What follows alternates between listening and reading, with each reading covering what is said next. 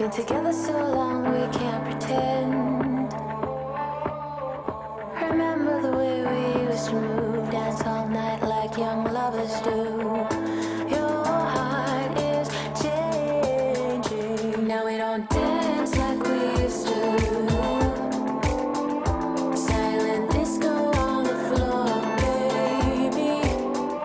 Mr. DJ, he'll get me through. When the beat's gone, you can't save me, baby.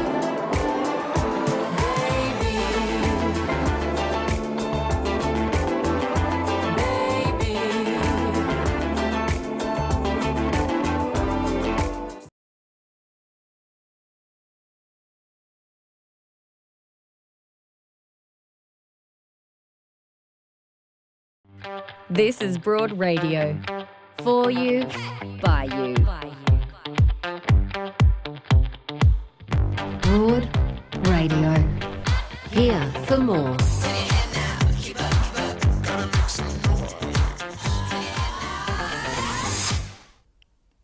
Hello and welcome to Broad Radio. I'm Serpil Senelmis. Now, ordinarily I would be sitting next to the lovely Joe Stanley, but today is no ordinary day because it's COVID times and Joe is joining us from home because she's in ISO. Hello, Joe. Hi, Serpil. It is so lovely to see you in Broad Radio HQ at the wonderful Castaway Studios while I, am in my home. It's quite a surreal thing for me to be not with you, but thank you for holding down the fort. I'm so appreciative. I'm actually a bit devo because I was hoping to sit with you, in the flesh and touch you, but I can't. But thank goodness for technology because the show can crack on. So today we're not only, swapping seats, we're swapping roles. And, there's something that I've been sort of talking to you about. I'm telling you how I'm obsessively watching The Morning Wars on Apple TV. And, for anyone who hasn't watched it, hashtag spoiler alert, Jennifer Aniston plays this role. She's a TV host. She gets COVID. I've just ruined the whole series. And she's documenting, her illness on air. Of course, you don't have COVID, but you are in ISO. Talk us through your week. Embrace the Jennifer in you. Well, I don't want to make it about me. I've had to have a chat with myself, like, am I being really narcissistic right now? Because it's my husband who has COVID, and I did throw a little tantrum on Sunday at the fact that I had to isolate, and I'm like, why? I should be able to work. I should be able to go out for my walk. And all this. You're sick. I'm not.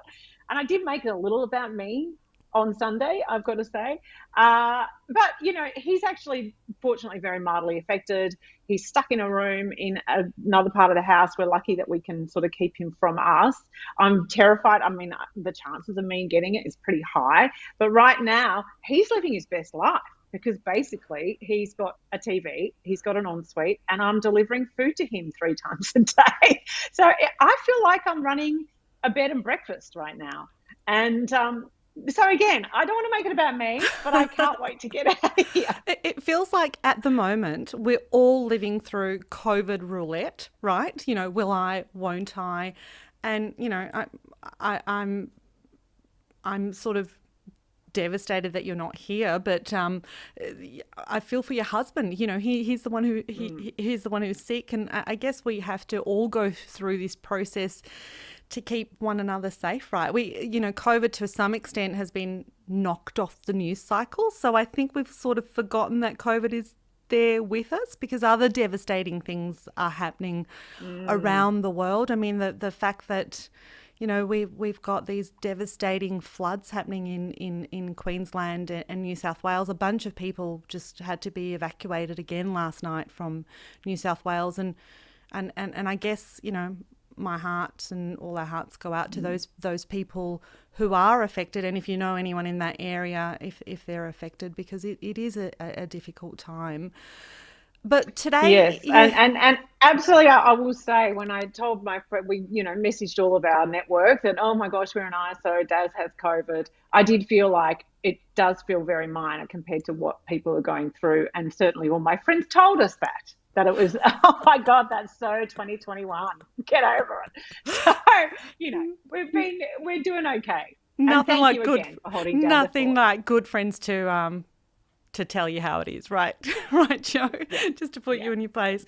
So today is International Women's Day, and it's such an exciting show that we've got lined up, Joe. I'm really excited. We've got a powerhouse of women joining us. We have got Kemi Nekvapil, the author of Power: A Woman's Guide to Living and Leading Without Apology. So she's going to be joining us. We'll also hear from Westaway OAM, the founder of Wild Women on Top, and Coastrek. Now that's Australia's premier hiking challenge for women. Plus, I am so excited. One of Australia's most influential and inspirational gender equality advocates, Natasha Stott Despoja. Oh my gosh, I am such a fangirl. So this is super exciting for me. It's like, one of those things where you tick off your list of who would you want to meet. So she's going to be joining us on the show as well. All that coming up later on in the show. Broad Radio is proudly supported by Chemist Warehouse. Chemist Warehouse, great savings every day. This is Broad Radio. Hello, I'm Serpil, Senelmis, and Joe Stanley is joining us from her home today. I'm going to pretend that you're having a work from home day today, Joe. Does that sound good? Yeah, well, and I am. I'm working solidly at home. And as you said before, technology is a wonderful thing that we can keep sort of pushing on. International Women's Day is a very special day on the calendar, Serpil. I always feel a little bit conflicted around it, however, and I think about the women who perhaps feel a little excluded from the celebrations. It always feels to me like it's the domain of, women of a certain kind of network. It's breakfasts, it's women in leadership, it's professional women. And I often think about the women who perhaps are excluded. Maybe they're sort of from a different economic disadvantage, and so they're not invited to the breakfast, or they can't afford the ticket, or they can't afford the childcare to get there, or, they're working shift work. I kind of think, where do they fit in the conversation for International Women's Day?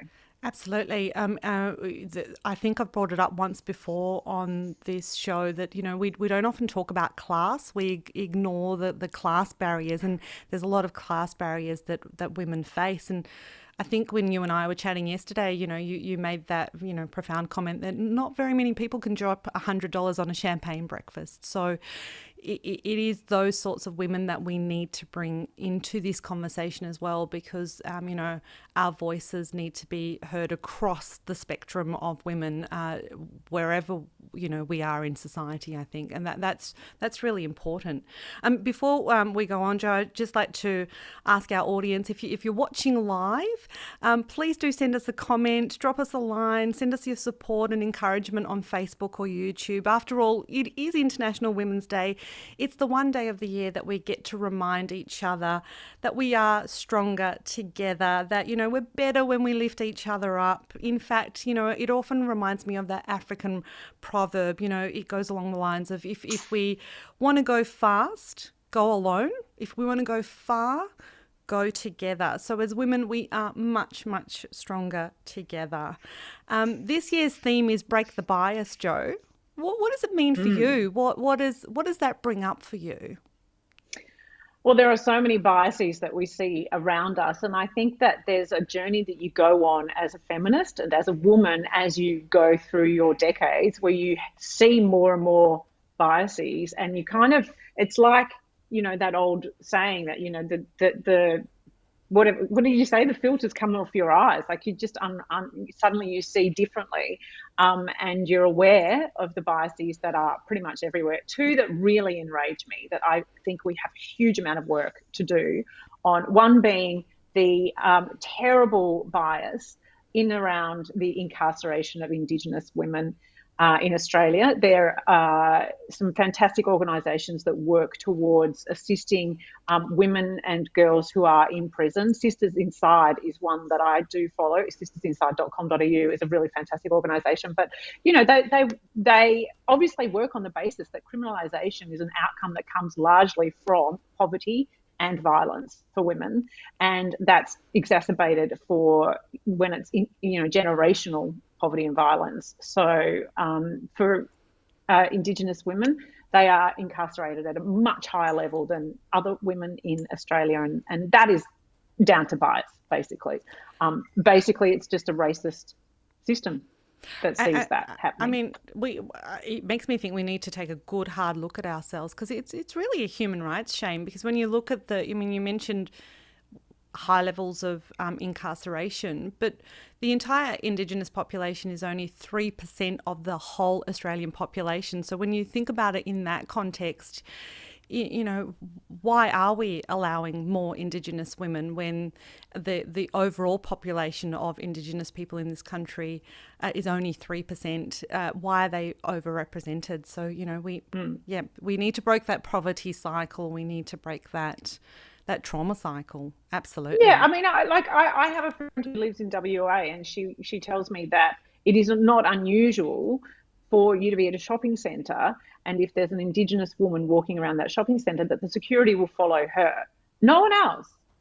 There's just this assumption that you should expect some kind of criminal activity from that woman, largely because of her appearance.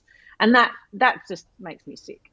It has to stop. Pure discrimination. It has to stop. Yeah, absolutely. And the second one that I really get enraged by, because I hear about it every day, is medical bias. And that comes down to women just not being heard, not being listened to, poor treatment, inaccurate diagnosis, and very, very much limited research into women's health issues and disease. So essentially, if you have a disease that is more likely to be diagnosed in women, like autoimmune diseases or fibromyalgia, chronic fatigue, so many of them, it means that you're going to be less research has been invested into that particular disease, and you're more likely to be kind of overlooked and ignored. And you know what? I'm a case study of that. I've probably told you this. I suffer from migraines, have done so for a very long time. And the research that goes into migraines, it's just been dismissed. It's been ignored. And there's a really good reason for it, because 3 times as many women suffer from migraines than men. So they've sort of just dismissed it as a women's issue. It's not really an equal opportunity disorder, is what I like to say. So I'm hoping that we can shift that, because I want that drilling, painful feeling in my head to stop. Thank you very much. Yes. Well, you want to be listened to and understood and heard. And I think that frequently women are dismissed as hysterical and hypochondriacs. Absolutely. So Which, issues... by the way, I kind of am at times, I've got to say. You're a bit of a hypochondriac.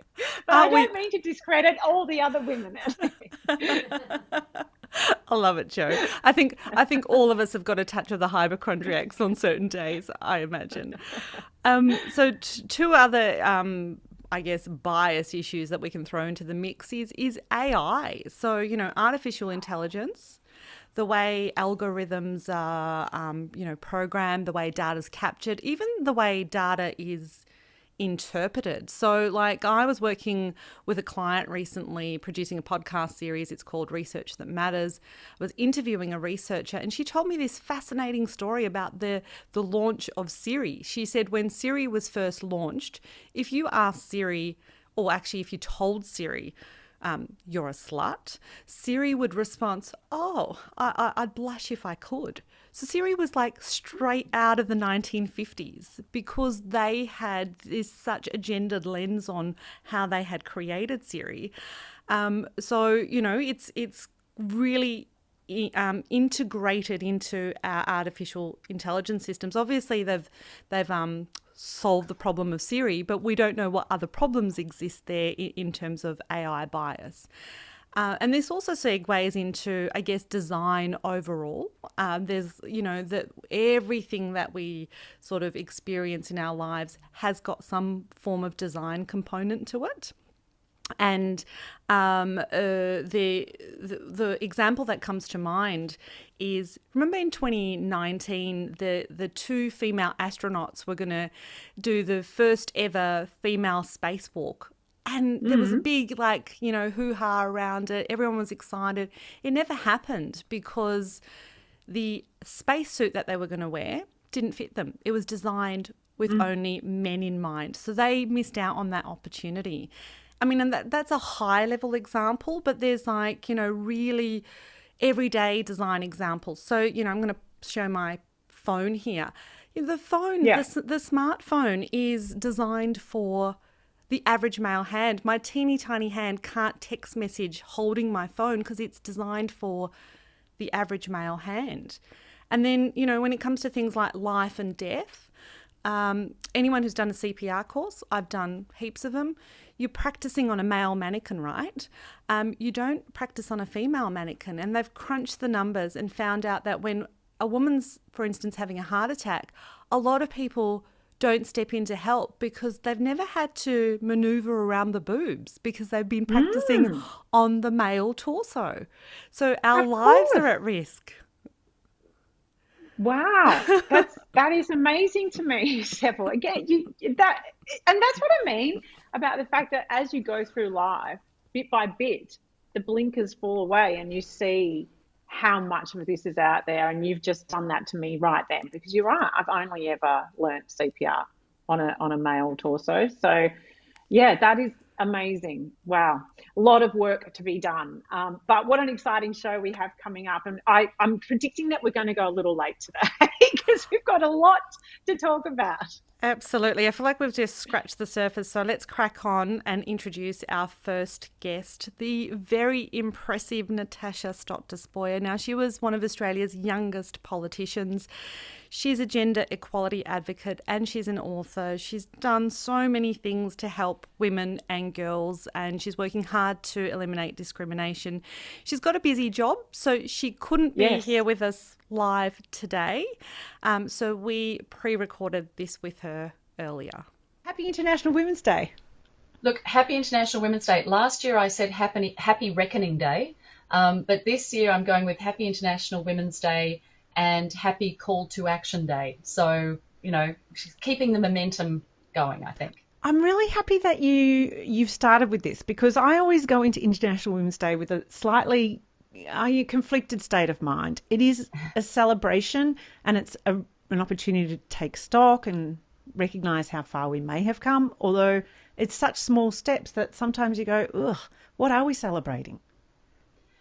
Well, I'm very busy always around International Women's Day, which seems to be International Women's Day weeks these days. And I'd be quite happy if we just declared it, like many other countries do, a national holiday and had a day off and women could sleep in, maybe not have to work so hard. But of course, the reality is there are good reasons to commemorate the gains that we've made. But of course, I think for many of us, it's a reminder of how far we have yet to go. And I think while we can all be a little conflicted, sometimes people feel, a superficial celebration with breakfasts or cupcakes may not necessarily be the best thing for the women's movement. I'm a big fan of networking and sisterhood, and I love the idea of us getting together to support each other and hopefully work out what we've got to do next in order to create better opportunities for women and girls in particular. I'm glad that you say that, because I often go, well, we are in Australia, even though we are still, of course, working so hard on critical things like women's safety and ending gendered violence and, things that are absolutely critical, really relative to the rest of the world. We're in a place where we are able to have breakfasts and lunches and our girls can go to school, and sometimes it feels like, really, are we having any impact here in what we're doing? Absolutely. And a lot of the work around International Women's Day in Australia is organised by UN Women. And so a lot of the proceeds from events and breakfasts, for example, actually go towards life-saving, indeed life-changing work for women and girls in the region and beyond. So sometimes those breakfasts that you attend and you wonder, am I really having an impact in Australia or beyond? You actually are. And that's not to say there's not a lot. We've got to do so much work in our own country. As we've seen in the last couple of years, we're certainly not immune from the issue, the pervasive issue of violence against women and children. We're certainly not immune from long-standing, seemingly intractable issues like gender pay gaps or lack of women's representation in decision-making institutions, in corporate Australia. And we know, particularly in light of the COVID pandemic, that women's lives and many of the inequalities that we face have actually been exacerbated by the pandemic. So yes, we've got some serious issues to tackle. And certainly a breakfast or a day is not going to change that. But anything that focuses the energy and the attention, particularly of policymakers and those who are in power, that's not a bad thing. And Natasha, you mentioned the impact of the pandemic, and one of the things that we were told was that it's the financial pressures of the pandemic that saw a spike in the cases of domestic violence, specifically with women in Australia. Yeah. But in the context of the sort of the broader discussion, is it because women are still seen as the cooks, the cleaners, the carers? Are we still focusing about women's roles in that context? Is that the problem? Very much so. So all over the world, including in our country, the pandemic exacerbated those traditional rigid gender roles and stereotypes. We saw women in many occasions on the front line. So, the caring roles as teachers, as cleaners, health workers, of course, as well as, looking after not only children in some cases or elderly parents. Those roles were absolutely exacerbated. And I know that some people will come in and say, but hang on, we actually saw research and evidence that men had to do more caring work during the pandemic, and that's true, but still women's roles were disproportionate when it came to those unpaid caring roles, and in particular some of those under-rewarded, often low-skilled or considered low-skilled roles in our community. So the pandemic made inequalities around the world worse, particularly for people who were poorer, people with disabilities, people already marginalised, and women and girls generally. And I can, the issue particularly of violence against women and girls around the world, UN Women call this the shadow pandemic, because frightening, extraordinary levels of violence against women, whether that was in early and forced marriages increasing by about 10 million is the prediction by the end of the decade as a consequence of the pandemic, right through to what we saw even in Australia with online violence, which, over the Easter holiday alone in the first year of the pandemic, we saw a 600% increase in reporting of online violence. So really across the board, the pandemic has made lives much, much harder when it comes to women and girls. And that's something that we've got to tackle globally, but we've also got a lot of work to do here. Natasha, you were the founding chair of Our Watch, and your work, in preventing violence against women is extensive. And I suppose we're all similar in that we're despairing. It feels as though nothing really changes. What are we doing wrong? What aren't we doing? Things are changing, so please take some heart, because even, 10 years ago, we didn't always talk about violence against women and children in the context of gender equality.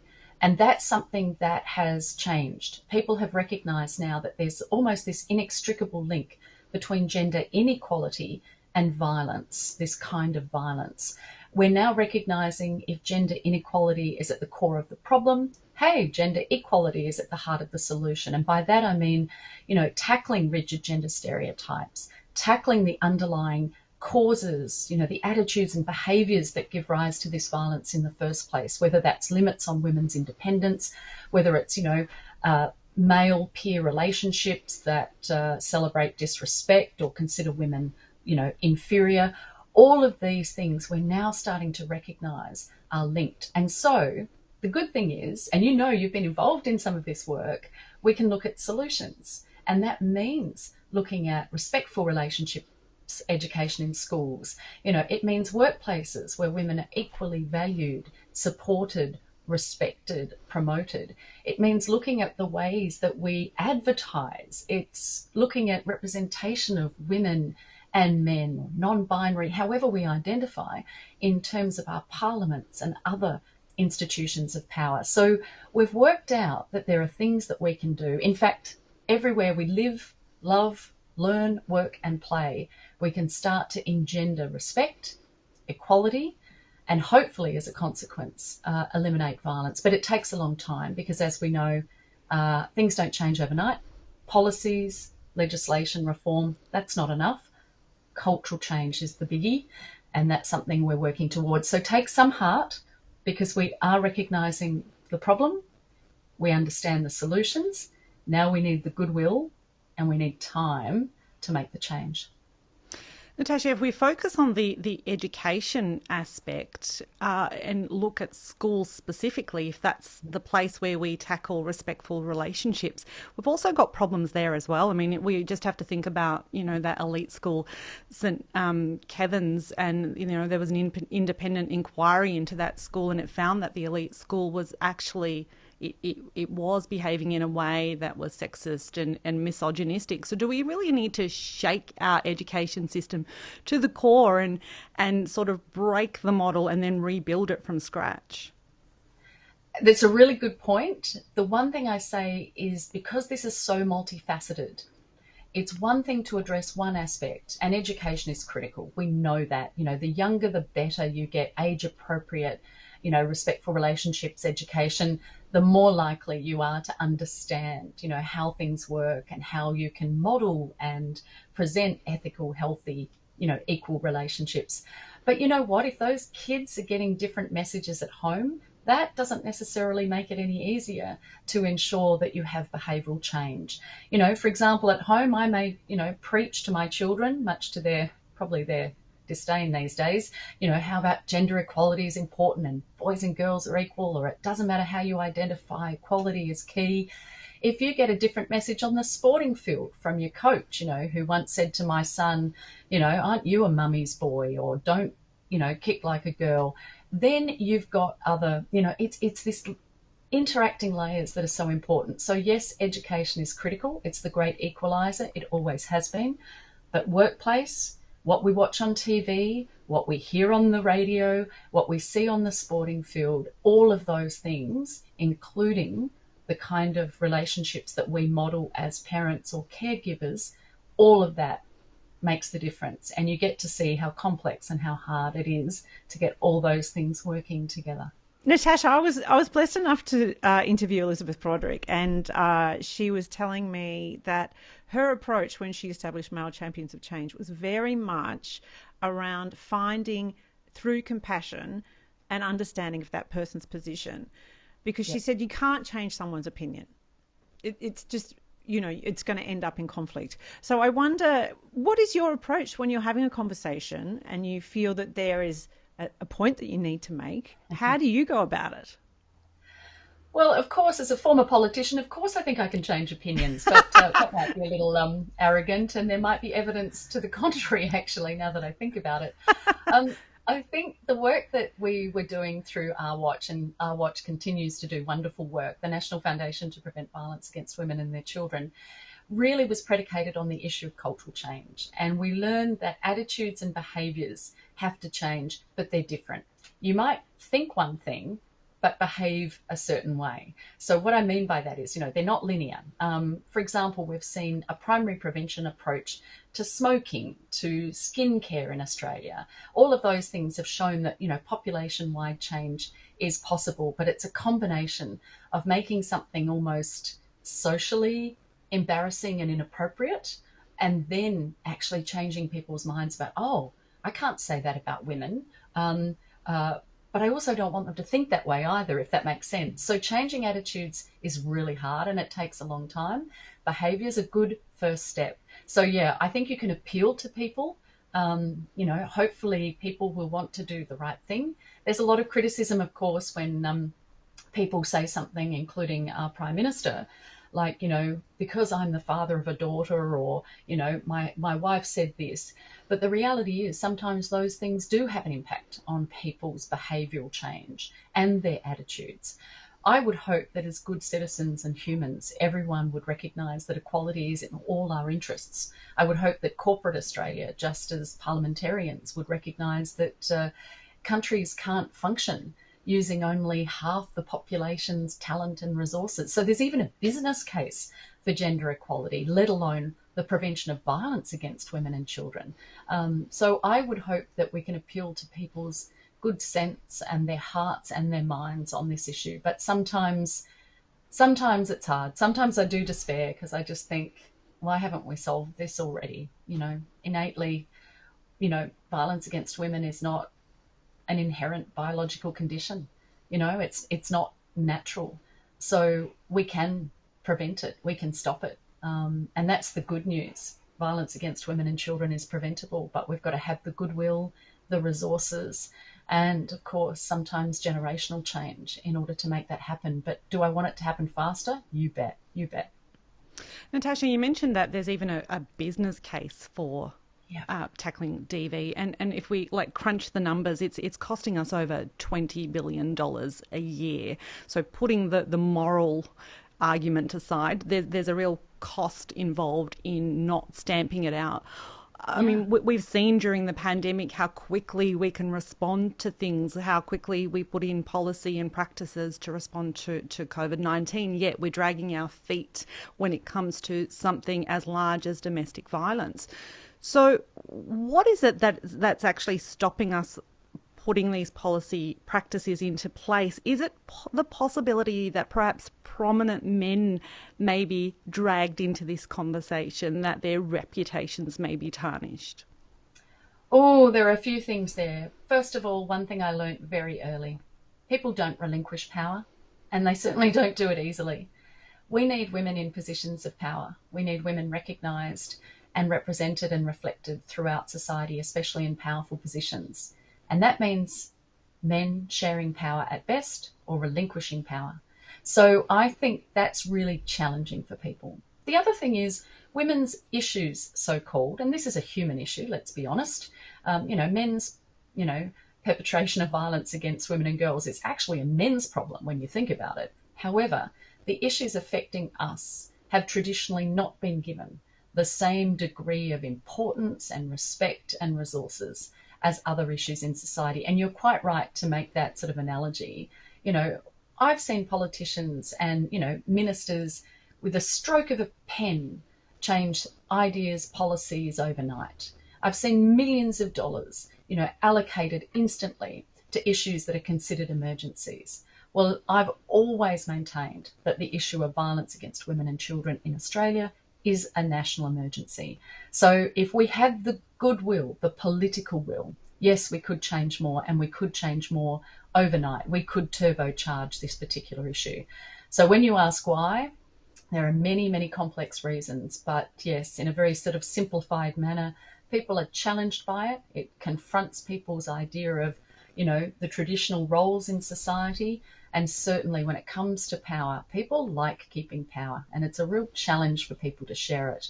I was shocked by that through my life in politics, but at least now I'm realistic enough to know that it's not just about people giving power to women or to any other marginalised or underrepresented or underrepresented group. It's about us claiming it. And I think that's what we've seen in the last couple of years, a new movement, a momentum, particularly led by young women and women from diverse backgrounds. That excites me. I feel that there's a momentum for change, and that gives me great hope for the future, to be honest. I agree entirely. Natasha, I have to say the last year has been extraordinary, as we all have been caught up with this incredible movement, and yes, led by such strong, outspoken women who, my God, at that age, I did not have that kind of courage. Are we going to see a response from our leaders? Because that's why we're angry. When you say a stroke of a pen, I think nationally we all know instinctually that they have that kind of power, and they're choosing not to give us that stroke of the pen. Are we going to see change there?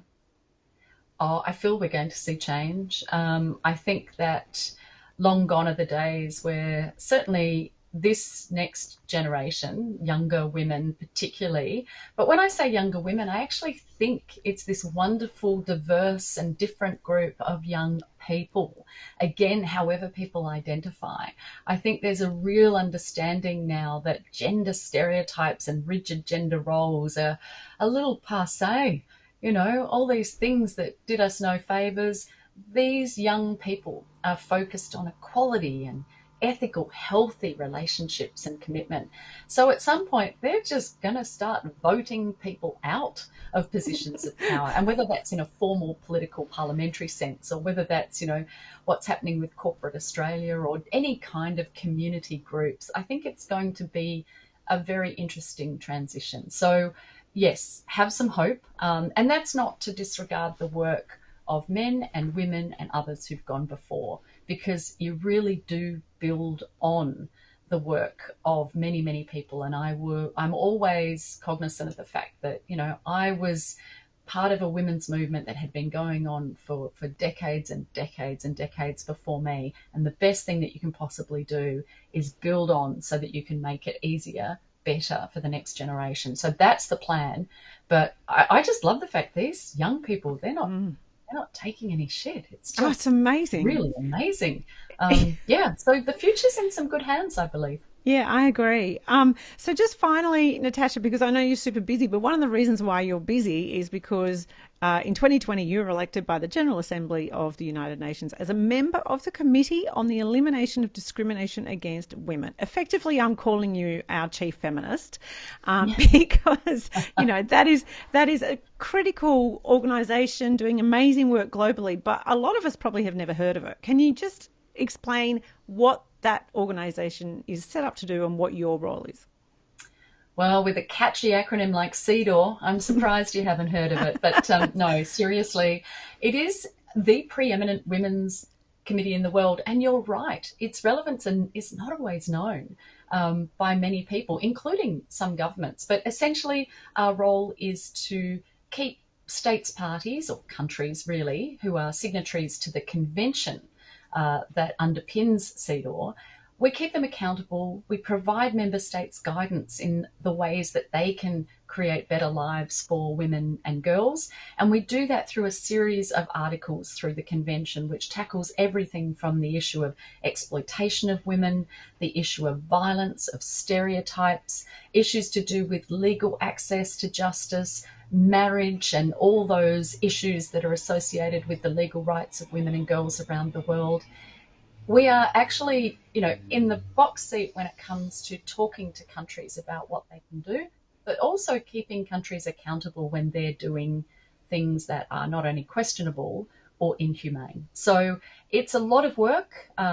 Typically, United Nations with multilateralism, you've got a lot of different regions, geographies, and people to work with. And it's been hard. It's interesting when you're doing something at my age and you're realizing that it's very new and very hard, but it's important because I actually see how we can change lives for the better, and that makes me excited. But sometimes, 2 steps forward, 1 step back, but that's certainly the women's movement, isn't it? But I do feel as though you're working at that incredibly high policy level, but you're also someone who we can relate to as, walked a path that we're sort of walking as well. And so there's a sense of, very real inspiration that you're bringing to us in the work that you do, Natasha. That is very generous, and probably just the little fillip that I needed to keep going, because I have to say, and I'm sure you and your listeners are feeling this too, it's a really challenging time in the world right now. The issue of the rights of people generally in places like the Ukraine, but particularly women and girls in positions of conflict, dealing with issues to deal, for example, with Afghanistan. We've got a lot of confronting stories and circumstances with which we're dealing at the moment. So every little bit of positivity helps. So for those of you celebrating International Women's Day, don't feel guilty. Feel excited that we can commemorate some extraordinary changes that have taken place in our lifetimes and previously, but also let's feel re-energized and recommit to actually tackling some of the challenges and, some of the obstacles that lie ahead of us. And I guess one last note on that is we do it reflecting our diversity and difference. So it has to be inclusive, it has to be diverse, it has to be intersectional. Otherwise, it's not really true equality. Well, thank you, Natasha Stott Despoja. It's been an absolute joy. We wish you a very wonderful International Women's Day. Thank you. Same to you. Happy sisterhood. Happy International Women's Day. whenever we're apart, we miss each other so much. So, please accept this daily dog as a sign of my love for you. Broad Radio, talking inspo we love, info we need, and sharing more of us. Watch and listen live every Tuesday 9 a.m. Australian Eastern Daylight Savings Time at broadradio.com.au or find us on Facebook, Twitter, YouTube and LinkedIn at Broad Radio Oz. Talk to us live. Call on 1300 8 Broad. Catch up on demand anytime, anywhere, every time, everywhere. On the train, we'll be here. 2 a.m. existential crisis? We've got you covered. Broad Radio. Here for more. Hello, this is Broad Radio. I'm Serpil Senelmis and Jo Stanley joining us from her home today. Now, your comments are coming in thick and fast. Thank you so much for everyone who's actually joining in the conversation. Cheryl's written to us. The interview with Natasha Stott Despoja obviously resonated. She said, yes, we are having impact for ourselves and girls. We're normalising these conversations for the younger generation to take forward. Yeah, I love that. But I have to say, we were talking earlier about, does International Women's Day include all women? Remember, Serpil, we said that right at the top of the show. And Tracy has shared that she works FIFO in mining, tough gig already. She says, I work in a male-dominated industry, 2 females out of a 40-person crew. I come home to an all-male household. I didn't know it was International Women's Day until I looked at my socials today. I need to make an effort to get out of my bubble. But equally, I think we all need to make an effort to invite you into our bubble, don't you think, Tracy? That's what we're here for, Broad Radio, very much, is about kind of sharing. I think that's the power of radio and the media, of sharing something as important as International Women's Day with communities that may not actually have it on their doorstep in their network, generally speaking. Absolutely. And given that we are celebrating International Women's Day, women of all flavours and colours and creed, I just wanted to share a quote from Malala Yousafzai, who summed up the collective power of women. She said, I raise up my voice not so that I can shout, but so that those without a voice can be heard. We cannot all succeed when half of us are held back. And that brings us really nice and neatly into our next guest, because our next guest knows all about the collective power of women. Now, Di Westaway is the founder and CEO of Wild Women on Top, which is a social purpose enterprise which has inspired, and empowered over 40,000 women to hike together for good. She's also the founder of Coastrek, which is a fitness team trekking challenge across all of Australia with the aim to get more women moving in nature. In 2020, Di was awarded an OAM to services in women's health, fitness and charity. She's also the author of 2 books, Natural Exhilaration and How to Prepare for World-Class Treks. Di, it's a pleasure to have you with us today. Thank you. Happy International Women's Day, Di. It's so lovely to see you. Thank you. And what an amazing Natasha Stott Despoja, changing culture. That's what we have to do. Yeah, incredible. Thank you for having me. Well, Di, it's an exciting thing for me because I have a little announcement to make about Coastrek in just a moment. But we wanted to start by asking you, what led you to discover hiking? Because you were in your 40s and you were kind of looking around and going, is this it? Which so many women have experienced. And it led you down the path to discover hiking and eventually establishing Wild Women on Top. Yes, thank you for asking that question. I was in a very bad patch. Many women, or some women will remember or will project to what it might feel like to turn 40. For me, it was a very bad time, not just the fact that I was going to be 40, but also I was in a very bad marriage. I was married to an alcoholic, struggling to bring up my children. I was working full time as a radio producer. on that kind of working mum treadmill. And I just was in a overwhelmed, I guess, and like, what else is there? Is this my life now? So I guess I was wrung out. And a friend out of the blue invited me to go and climb the highest mountain in the Southern Hemisphere. Not exactly the sort of invitation you get every day, but I impulsively said yes. I went off with a group of mostly men. I dragged my best friend with me because I knew I needed some moral support. And we had this extraordinary, at times terrifying adventure in South America. We failed to reach the summit, but I guess it was a classic life-changing adventure. Life would never be the same for me after that. I realised that A, there is a world of adventure out there for women. B, that life is not over at 40 for mums with young children. And C, that when women work together, they can achieve extraordinary things. And my friend Annie and I on that adventure, we actually ended up coming out on top. Like we were helping rescue the men. Like it was really extraordinary. So I came back after that and started a little hobby with a little group put an ad in my local school newsletter and started a little group of women. We put the kids to bed, and then at night time we'd go out with our big packs and our head torches. For me, I had a tiny baby, so I had to leave my little baby with my 12-year-old son. We went out walking for 3 hours in the dark, in the bush around the northern beaches of Sydney. And we learned that working together in the wilderness is a great way to empower yourself, to strengthen yourself, to improve your confidence. And this, obviously, breaking the bias for International Women's Day really resonates with Wild Women on Top. It's a foundation and cornerstone of our brand, because we know that women culturally don't take on outdoor adventures from the time we're little girls, where we're dressed in pretty dresses and told not to climb trees and not to wrestle and to behave like ladies.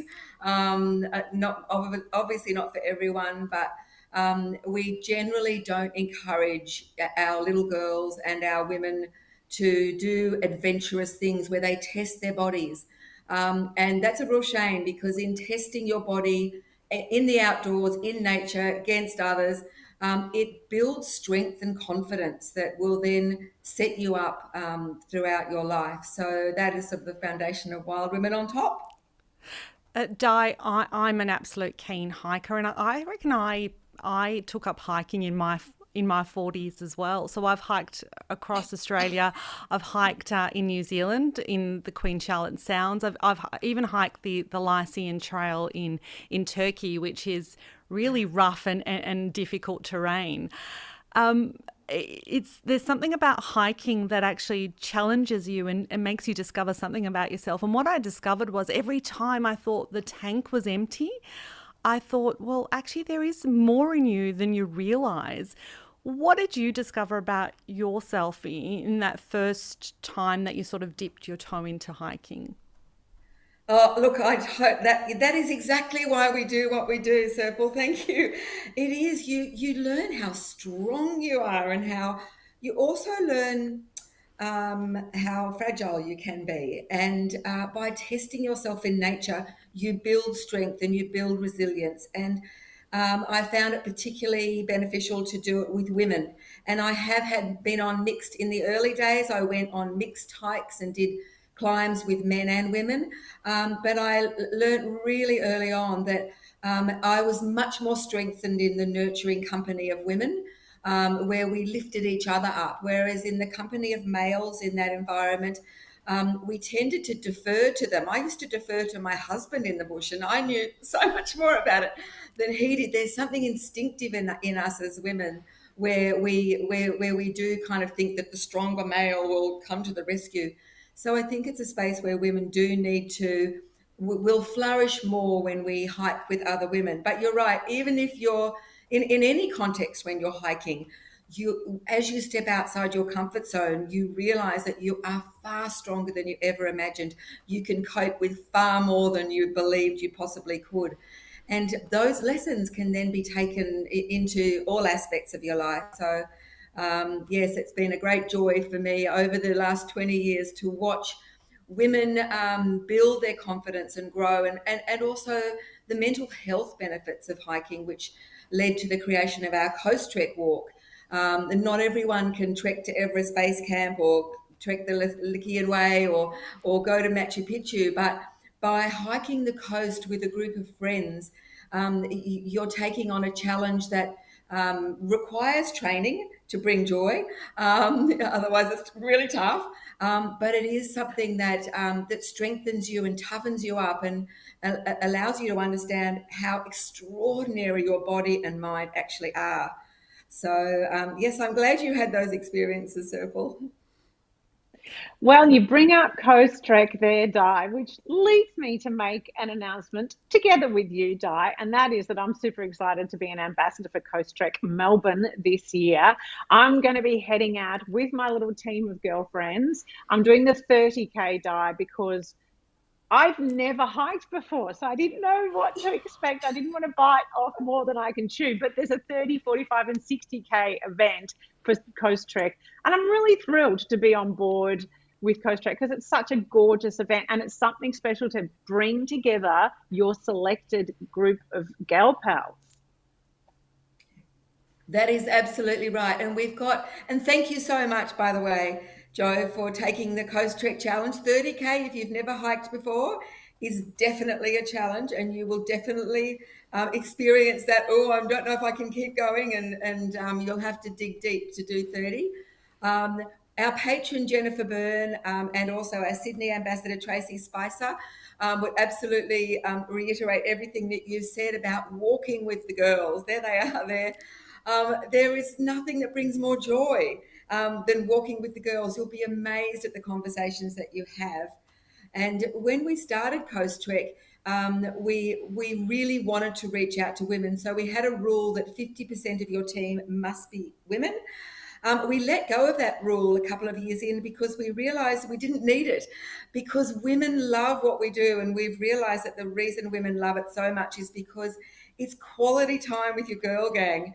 You get to spend 6 to 8 to even 18 hours for those that do the 60K with your girlfriends, walking and talking, and there's no subject that's taboo in that context. So it really is therapy as well as all those other wonderful things. Di, when Joe first told me that we were going to be doing this interview with you, I thought, oh, wow, the stars have aligned, because I was already looking at signing up for Coastrek. But what I found was that there's a level of hesitancy with some of my friends around the distance. So have you found perhaps a tip or a trick to get women out of their comfort zone? I guess what I'm asking you is, how do I convince my girl pals to come along with me?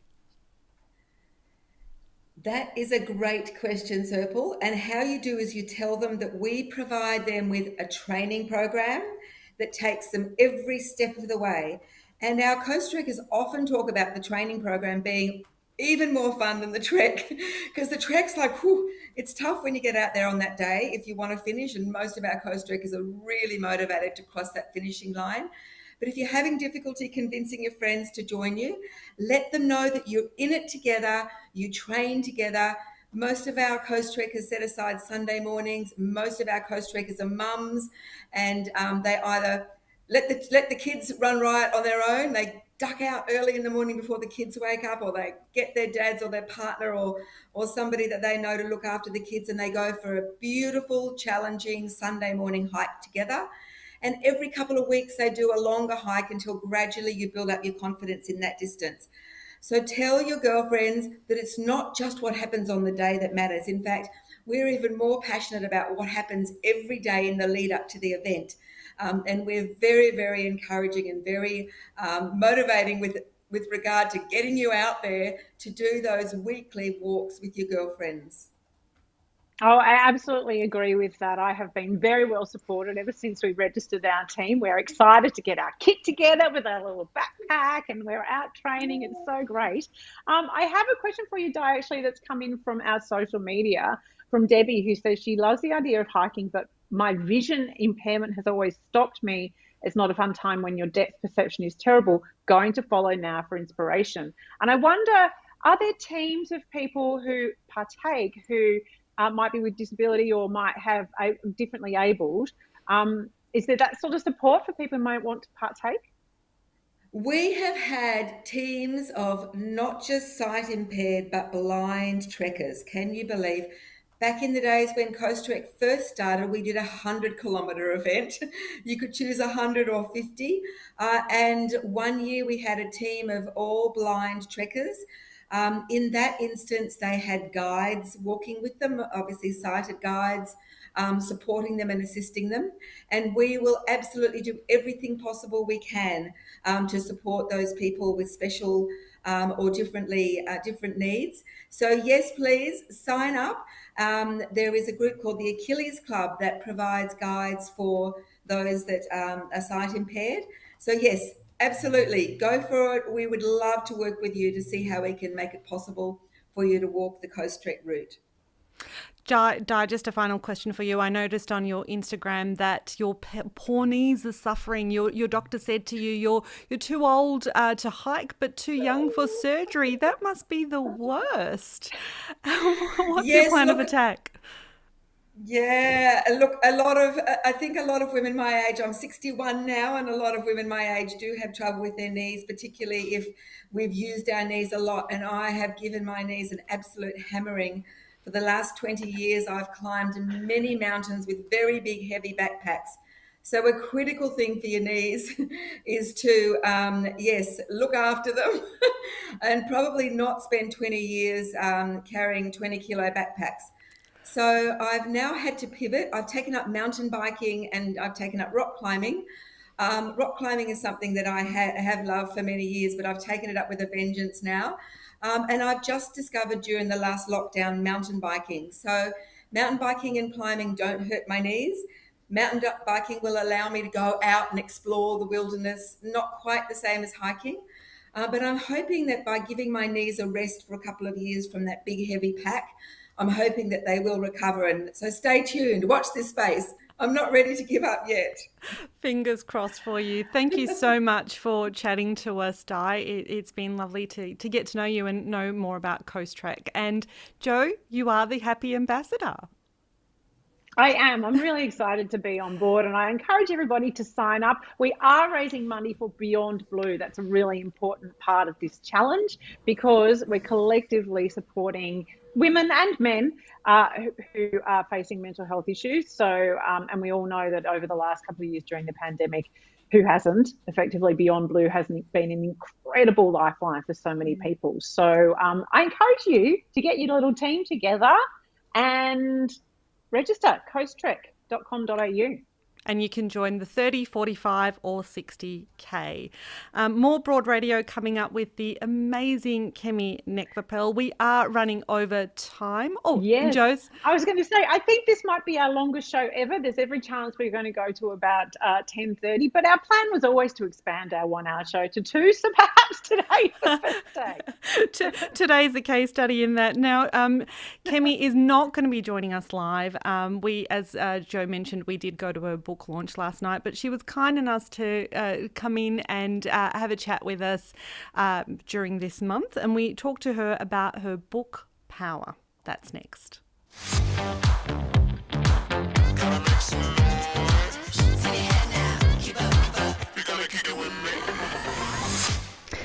Serpil, if International Women's Day was a day like Christmas where we gave presents, actually I think we should. Wouldn't that be nice? That would be lovely.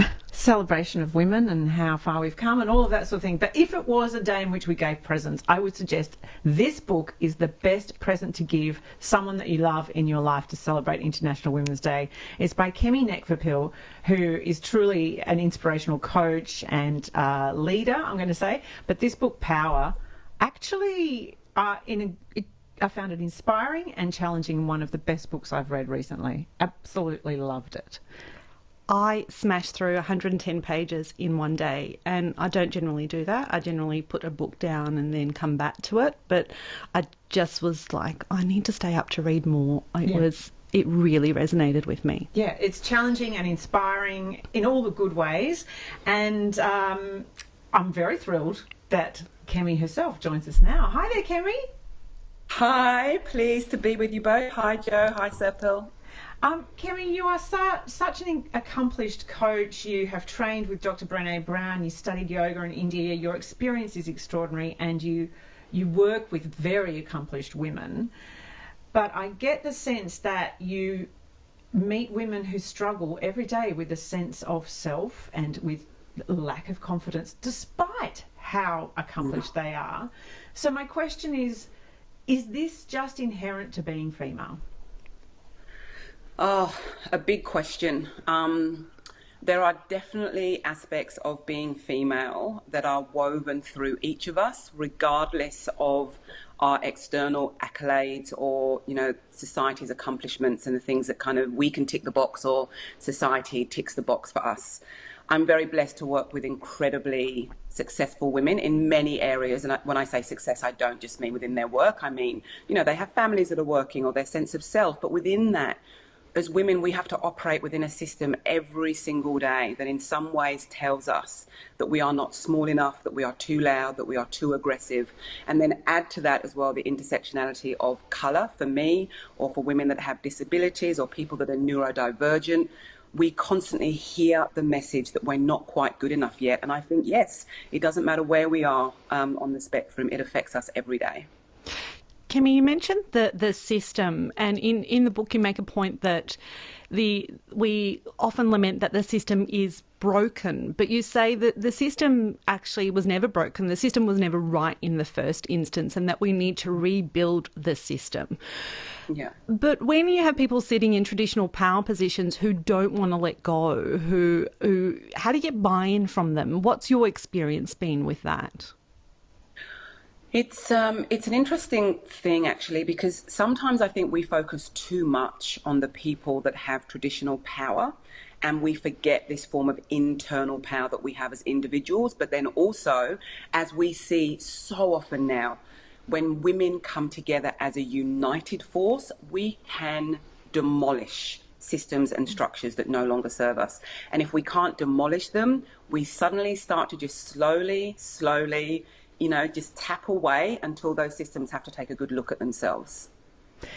So your book, Power, is all about us finding, exploring, understanding, owning, stepping into our power, regardless of whatever systems we may be working and living within. And I know this is a massive question because there's an entire book that I can tell you spent a very long time working on lovingly to tell us how. But is it possible for you very briefly to tell us, if we want to step into our power, what are some of the processes we can go through? Well, the actual word power itself in the book, I've broken it down into 5 power principles. So P is for presence, O is for ownership, W is for wisdom, E is for equality, and R is for responsibility. I think that as women, when we tap into any one of those principles, if we can be responsible for our lives and how we feel and the boundaries that we put in place, if we can honour our equality around other people, regardless of who those other people are, if we can be present to our circumstances, what's working, what's not working, even when we fall out of our power, and I talk about that all the way through the book. This isn't about you will find your power one day and you will have power forever. That is not realistic, and I think it sets women up, or for us to feel that one day we will feel all powerful. The idea is that we will find ourselves in our situation where we feel powerless, and here are some tools where we can step into and rebuild our power each time. You just mentioned intersectionality just then, and I want to touch on something because we don't all start from the same baseline. So, our race, our ethnicity, our religion, our ability, our gender identity, our class, these all make a difference in how powerful or powerless we've felt at certain times. And in the context of the pandemic, something was thrown up that we often ignore in this country. We don't talk a lot about class in this country. We pretend that it doesn't exist. And in the context of essential workers, that was thrust in our face. So I guess the question I want to ask is, if we're not all starting from the same baseline, how do we ensure that women are seen, heard and recognised with all of our differences? That's where a community of women, the reality is that some of us don't start from the same position. And so for those of us that have a level of privilege, whatever that is, I know that I have a lot of privilege, and yet I navigate the world as a black woman. So I don't have race privilege and I don't have gender privilege, but there are other privileges that I have. And with those privileges, I create spaces for and support women that don't have the privileges that I have. And I think that's what we can do. And I think that's the joy of, International Women's Day, is that we come together to support each other regardless of where we're starting, or maybe because of where we're starting, because it is about, we're not a uniform, all women are women. We are very different. We have different experiences. We have different desires. But I think ultimately we want to be able to stand within ourselves and to be able to connect with each other in an authentic way that in itself is powerful. And Kemi, I think one of the other things that the pandemic really shone a light on was the burden on women, the mental burden, the mental load, the workload, both within and outside of the home. And I sort of think, okay, yes, we can step into our power, and you talk about power of agency, but if you can't walk away from your life, or if you can't actually set a boundary that day, how are women to respond when you feel like, actually, I'm drowning? How can I feel any sense of power in this state right now? Personally, I think there's a power in owning I am drowning. And actually what a lot of women do is that we fall into this idea that we have to be good, that we have to look as if we have it together all the time, that we're the good wife, the good daughter, the good sister, the good friend, the good everything. So it's powerful to even say, I am drowning. And I would say the next power move is then to share that with someone. And then the next is to ask for the support that you need. That is power. I love the idea of it. And I love the idea of the permission to say, I'm drowning. I don't think we do that for each other or for ourselves ever. No, and it's interesting because it comes back to this idea of community, and I talk in the book about this, that we have to be really mindful about the people that we have around us. I know in my earlier days, I would very much have this kind of veneer of being very strong, and I was kind of invulnerable, and just kind of like, I can do it all, and if you want a job done properly, do it yourself, because I was kind of raised that way. And then I realized over time that actually it made me feel incredibly isolated and incredibly lonely. And when I started to practice saying to people, I'm not going well, like I'm struggling, I need help, that actually created deeper and more powerful connections with the women that I surrounded myself with. And I can honestly say that now within my friendship groups, and even as a female entrepreneur with other female entrepreneurs, that we can call each other in tears saying, I cannot believe this happened, but we can also call each other with great success and celebration about something that has worked within our life or within our work. So I think even in some ways we're breaking the status quo as women to say, I don't have it all together all the time. I need help and I need support. And I do want to add to that, Jo, just sort of what you said around within the home, that can be really hard. And it's true, because one thing I also know is that sometimes as women, we will request, support, we will request help, and it doesn't come. And then we can then withdraw inwards and go, oh, well, that's it. And our resentment builds up and our anger. But sometimes the answer we've got, the power move, is actually doing something about the answer that we keep getting.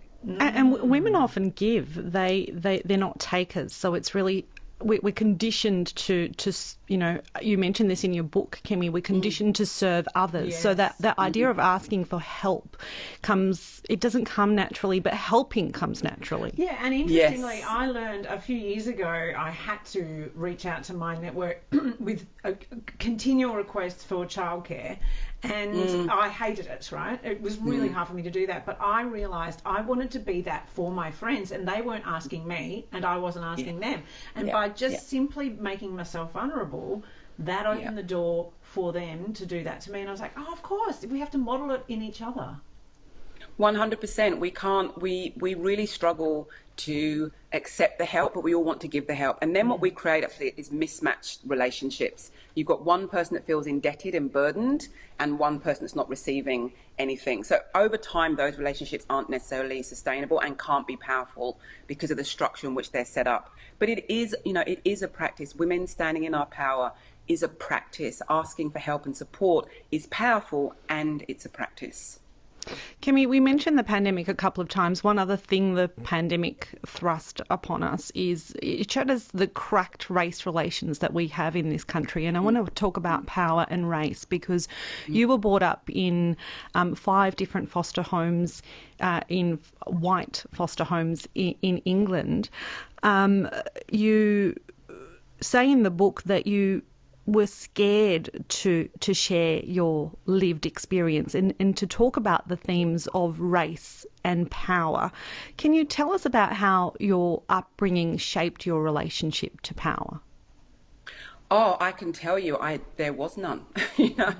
I definitely, and this is what they say, isn't it, authors, that we write the books that we need for ourselves. So I was one of the tens of thousands of Nigerian children born to middle-class parents in the 1960s and 70s that were fostered in England. So I was one of many, and I can, hand on heart say that actually my outcome has been really good. It didn't turn out that way for everyone. It was very clear to me that I had no power. It was very clear to me that I did not get to ask for help or support, that I was to be quiet, that I was to be grateful, which I then learned in this kind of, subtle racism. I was told you're black, but you're a good one. So then I focus on being good. That I spent a lot of energy. And I know that women, regardless of race, spend a lot of time in wanting to be good. But for me as a good black girl, that was a lot of emotional labor. And I just knew that I was powerless. I just knew I had to be thankful and grateful for any situation that I found myself in and cross my fingers and hope for the best. And so what I've realized now as a 47-year-old woman who has lived these power principles through my life, that it is possible to build power. And yet, because of race, because of where I choose to live, I can still walk down the street and have a racist slant thrown at me. I don't pretend that doesn't happen to me. It does. But I also have a sense of internal power now that allows me either to share that with someone that I know can hold me if it makes me emotional. Sometimes it just completely destabilizes me. Sometimes it just rubs off my back. It doesn't matter at all. But I have people around me that I can communicate my lived experience, and it won't be gaslighted, it won't be denied, and people won't try and put a positive spin on it. And I really love in the book, Kemi, that you address women of colour who might be reading the book and white women who might be reading the book, who obviously I am, and you challenge us to really investigate and understand and to take the time to hear more of those stories. And I loved that reminder.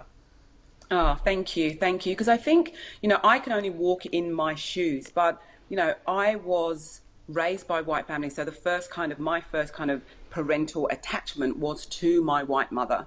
And, I have been loved so much by white people. So in some ways, because of my upbringing, I can stand in both sides. I can kind of have the sort of black experience, my personal experience, and sort of step a little bit into some of the white experience. And I hope that in the book, because of that, I'm able to communicate to both sides.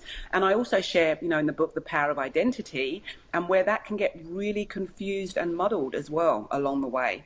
So we do have different identities, we do have different lived experiences, and when women can acknowledge that in each other, that in itself is another form of power.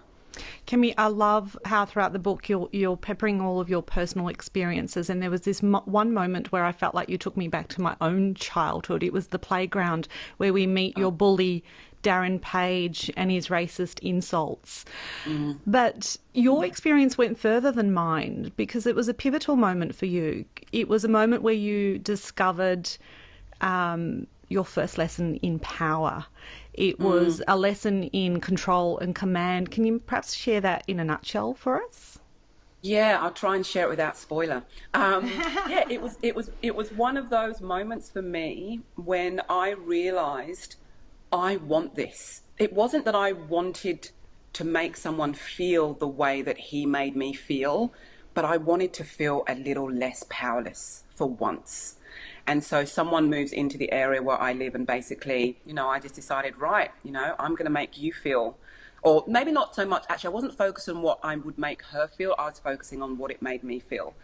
So then I took an action that, is not great. I wish that if I knew her, met her, I would, definitely ask for forgiveness and apologies and all those things. But what I did learn was that the form of dominating and control and shaming, that form of power, was not the form of power that I wanted.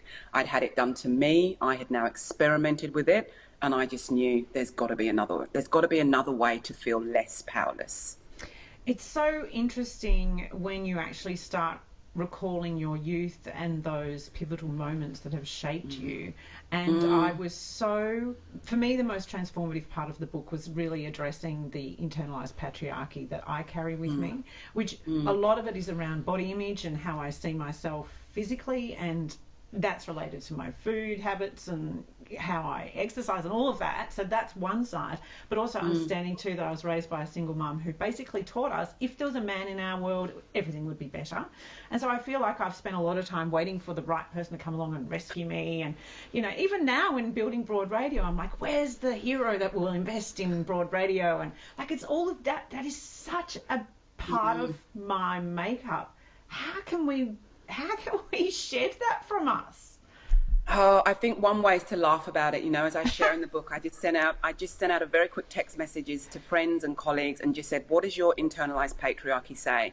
And I'd literally just pressed send, and the list came in, and it was very moving, and it just made me realize, my goodness, as women, there is so much we have to navigate through sometimes to even just get out of bed in the morning. But then when I called a couple of those people, you know, there were a few tears and anger of like, I cannot believe I believe this, like my value is dictated by a man. If I speak, it must be to make sure that his opinion is higher than mine. I must be thin. A man must choose me. Men will get promoted because I'm too emotional.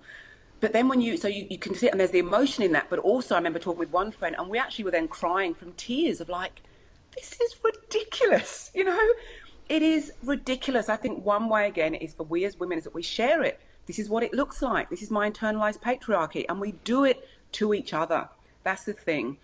When women look at other women's bodies and say it should or shouldn't be like that, that's a form of internalized patriarchy. Her body's got nothing to do with me. I should just be focusing on my body. Is it healthy? Am I nourishing it in the way that works best for me?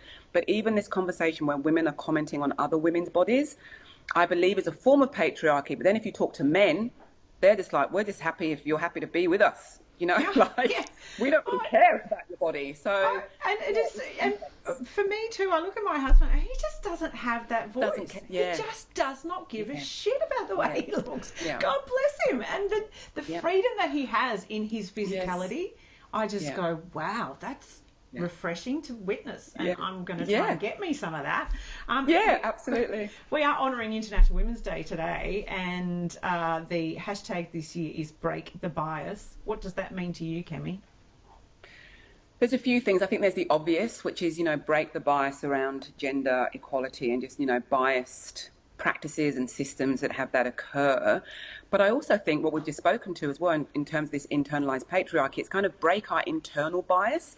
We all have biases. You know, I don't trust someone that says to me, I don't have any biases. I'm like, no, you do. You just haven't been willing to confront them or go deep enough.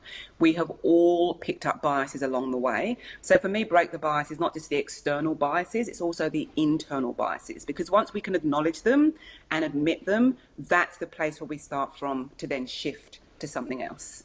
Oh, I love it. I'm going to finish with a quote from your book, Kemi. I'm always hesitant to quote themselves back to people because I've learned over the years sometimes when you read something in the press they didn't say it, but this is from your book, so I'll read it, and because I love it. There is nothing living that will survive if it is not being fed. This includes you and the things that are important to you. Isn't that beautiful? It's lovely. Oh, I love it, Kemi. Thank you so much. Thanks for your work and for your books, because you've got others, I know. But head out today and get power and give it to someone in honour of International Women's Day. I think this is my new practice, to give a gift on International Women's Day in the way you would for Christmas, Kemi. Perfect. I'm going to do that too, Jo. That's you and I. Yeah. Serpil, are you up for that? We're going to give a gift? Totally up for it. Yeah. Yeah. I love it. Like a Kris Kringle, but for International Women's Day. Totally. Thanks, Kemi. You take care. Thank you. Lovely to speak with you both. Take care. Happy International Women's Day.